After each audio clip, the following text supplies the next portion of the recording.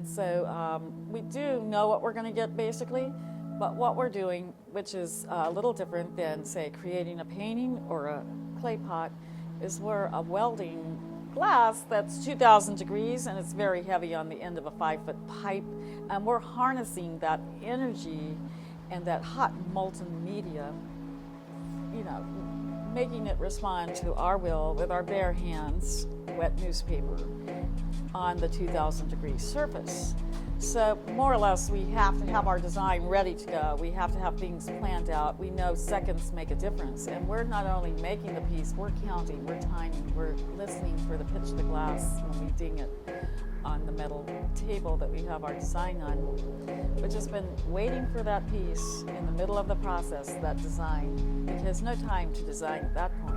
It's got to be ready to go. So once we take our last gather of crystal over our bubble, we're going to roll it into that design and let that spontaneity occur within boundaries of our design. So we're making choices at that moment, but we're also planning it out well before we begin. And that's halfway through. So we've got to that point, then we're doing good, we got the design on, but we're still having to manipulate the glass, we're still having to stretch it.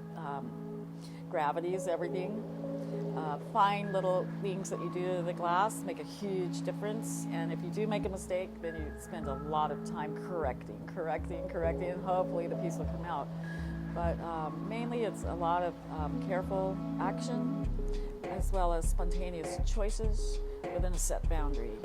Also, I love the privilege of actually having the opportunity to dip my blowpipe into incredibly hot glass and make the magic happen. And because we're giving a romantic story on our pieces. I call it romantic because I think it's almost a poetic expression in our glass. Instead of words, it's a feeling, but we're telling the story around the piece with our design.